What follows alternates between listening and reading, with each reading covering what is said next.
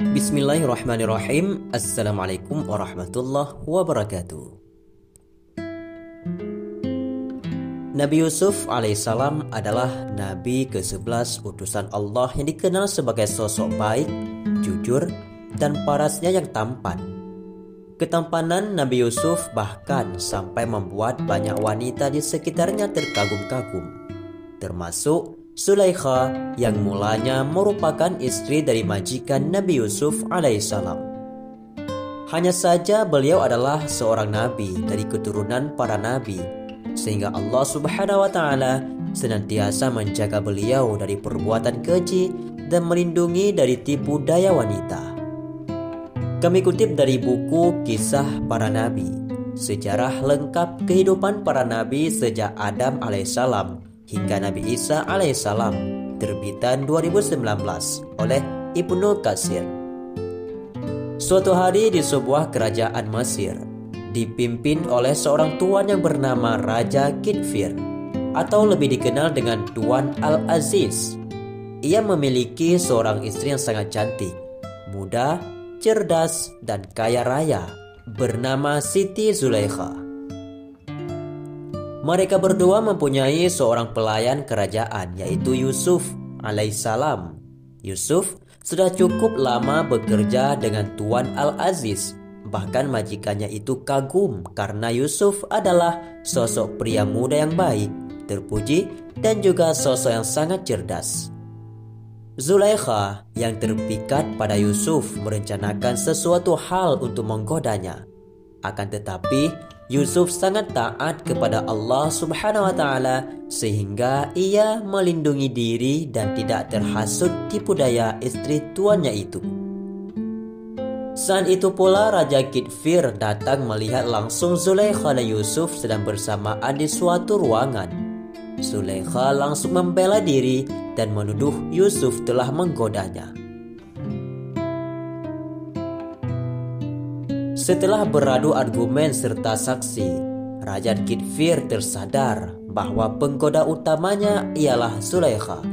Ia pun meminta sang istri agar segera berdoa dan memohon ampun. Kejadian Zulaikha menggoda pelayannya lantas diketahui banyak orang termasuk kalangan pejabat Mesir. Zulaikha berinisiatif mengundang para istri pejabat untuk makan di rumahnya. Semua menu yang dihidangkan saat itu memerlukan pisau untuk memotong makanan. Maksud Zulaikha mengadakan pesta makan yakni ingin menunjukkan kepada para tamu bahwa pelayan yang dibicarakan banyak orang bukanlah pria sembarangan. Saat hendak makan bersama, Zulaikha memanggil Yusuf untuk hadir di hadapan para tamunya itu. Semua tamu takjub dengan pesona Yusuf yang sangat tampan sempurna. Para tamu yang sibuk memotong makanan sampai dibuat tak sadar bahwa tangan mereka terluka karena irisan pisau, sebab mata mereka semua tertuju pada Yusuf. Allah Subhanahu wa taala berfirman, ketika para wanita-wanita itu melihatnya, mereka kagum kepada keelokan wajahnya. Maksudnya, para wanita itu sangat tercengang melihat ketampanan wajah Yusuf.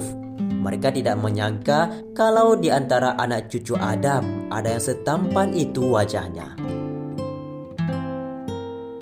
Setelah itu, Zulaikha dan Raja Kitfir memasukkan Yusuf ke penjara.